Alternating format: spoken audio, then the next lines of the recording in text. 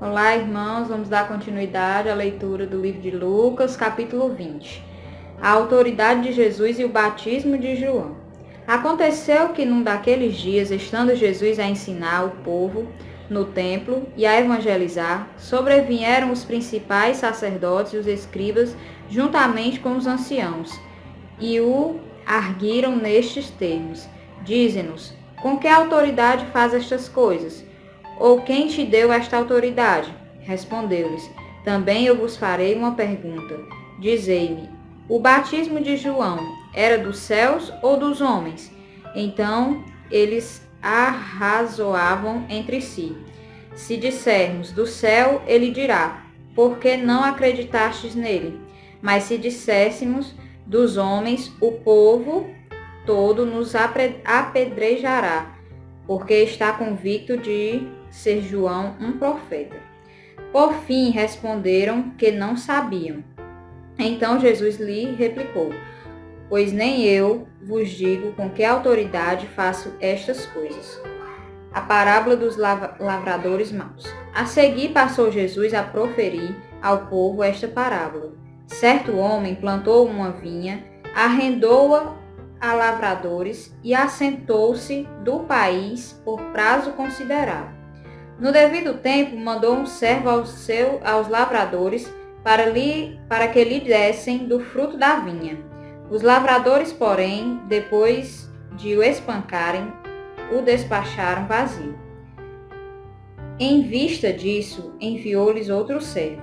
Mas eles também a este espancaram, e depois de o ultrajarem, o despacharam vazio.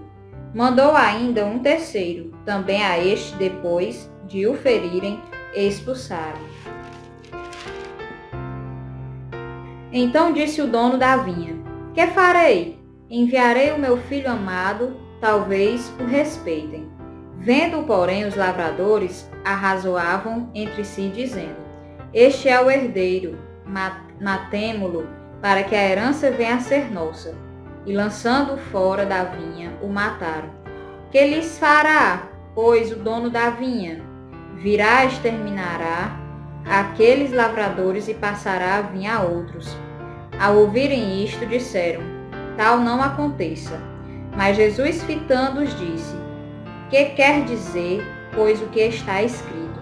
A pedra que os construtores rejeitaram, esta veio a ser a principal pedra angular. Todo o que cair sobre esta pedra ficará em pedaços, e aquele sobre quem ela cair ficará reduzido a pó. A questão do tributo. Naquela mesma hora, os escribas e os principais sacerdotes procuravam lançar-lhe as mãos, pois perceberam que, em referência a eles, dissera esta parábola, mas temiam o povo. Observando, subornaram emissários que se fingiam de justos para verem se o apanhavam em alguma palavra, a fim de entregá-lo à jurisdição e à autoridade do governador. Então o consultaram, dizendo: mestre, sabemos que falas e ensinas retamente e não te deixas levar de respeitos humanos, porém ensinais o caminho de Deus segundo a verdade. É lícito pagar tributo a César ou não? Mas Jesus, percebendo-lhes o ardil, respondeu: mostrai-me um denário. De quem é a efígie e a inscrição? Prontamente disseram: de César. Então lhes recomendou Jesus: dai, pois, a César o que é de César, e a Deus o que é de Deus. Não puderam apanhá-lo em palavra alguma diante do povo, e, admirados da sua resposta, calaram-se. Os saduceus e a ressurreição. Chegando alguns dos saduceus, homens que dizem não haver ressurreição, perguntaram: mestre, Moisés nos deixou escrito que se morreu o irmão de alguém, sendo aquele casado e não deixando filhos, seu irmão deve casar com a viúva e suscitar descendência ao falecido. Ora, havia 7 irmãos. O primeiro casou e morreu sem filhos. O segundo e o terceiro também desposaram a viúva. Igualmente os 7 não tiveram filhos e morreram. Por fim, morreu também a mulher. Esta mulher, pois no dia da ressurreição, de qual deles será a esposa? Porque os 7 a desposaram. Então lhes acrescentou Jesus: os filhos deste mundo casam-se e dão-se em casamento, mas os que são havidos por dignos de alcançar a era vindoura e a ressurreição dentre os mortos não casam, nem se dão em casamento, pois não podem mais morrer, porque são iguais aos anjos e são filhos de Deus, senão dos filhos da ressurreição. E o que os mortos hão de ressuscitar, Moisés o indicou no trecho referente à sarça, quando chama ao Senhor o Deus de Abraão, o Deus de Isaque e o Deus de Jacó. Ora, Deus não é Deus de mortos, e sim de vivos, porque para ele todos vivem. Então disseram alguns dos escribas: Mestre, respondestes bem.